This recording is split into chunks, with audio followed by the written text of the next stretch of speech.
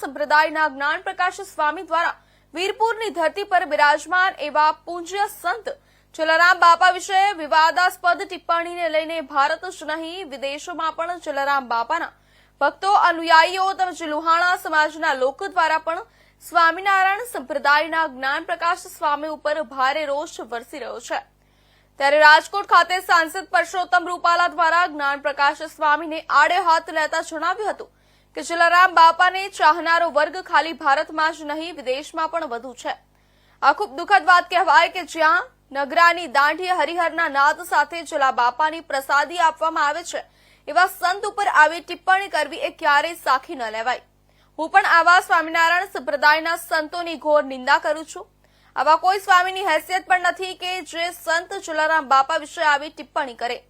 સાથે જલારામ બાપાના અનુયાયીઓ અને ભક્તોને પણ વિનંતી કરું છું કે આવા સ્વામીઓ ઉપર કાયદેસરના પગલાં લેવા જોઈએ અને જલારામ મંદિરના ગાદીપતિઓને પણ વિનંતી કરું છું કે કારણ કે આપની ગરિમા આવા નિવેદનિયાઓથી નથી, આપણી ગરિમા જલારામ બાપાની ભક્તિ અને તાપથી છે।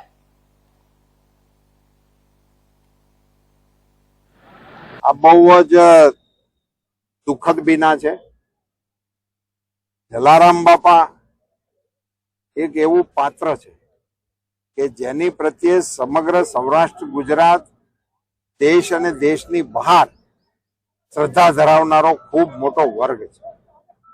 બીજું, જલારામ બાપા એ આપણા શ્રદ્ધા અને સેવાનું કેન્દ્ર છે, જે કેન્દ્રમાં હરિહરનો હાથ ટાઈમ નગારે દાંડી મારીને કરવામાં આવે એવા શ્રદ્ધાના કેન્દ્રોની ઉપર બીજું આજે વિશ્વમાં કદાચ ક્યાંય હશે તો મને ખબર નથી, પણ જ્યાં પૈસો ના સ્વીકારવાનું કહેતા હોય, જે અત્યંત દુર્લભ કહેવાય આ સમયની અંદર, જ્યાં માણસોને ઉભા રાખ્યા છે। હું હમણાં દર્શને ગયો હતો તો કોઈ ભૂલથી ત્યાં સિક્કો ખિસ્સામાંથી પોતાની શ્રદ્ધા પ્રમાણે નાખે, પણ એ ન નાખવો એવું કહેવા માટે પગાર આપીને માણસોને રાખે એવી જગ્યાની સામે બોલતા પેલા અરીસામાં જોવું જોઈએ।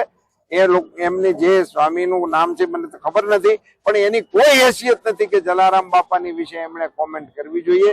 હું એમની માટે મારી સખત નાપસંદગી વ્યક્ત કરું છું, એમની ઘોર નિંદા કરું છું અને આનાથી બચવું જોઈએ અને એક વધારાની અપીલ કરું છું કે સ્વામિનારાયણ સંપ્રદાયના અન્ય સંતો અને જે અનુયાયીઓ છે એમણે આમની વિરુદ્ધમાં પગલાં લેવા માટેના પ્રયાસો કરવા જોઈએ। અને જલારામ મંદિરના ગાદીપતિઓને હું વિનમ્રપણે પ્રાર્થના કરું છું કે આપની ગરિમા એ આવા નિવેદનિયાઓના આધારે નથી, આપની ગરિમાનું કારણ જલારામ બાપાનું તપ છે। આપ એ ગરિમાને જાળવી રાખો એવી આપના સૌના ચરણોમાં નમ્ર પ્રાર્થના।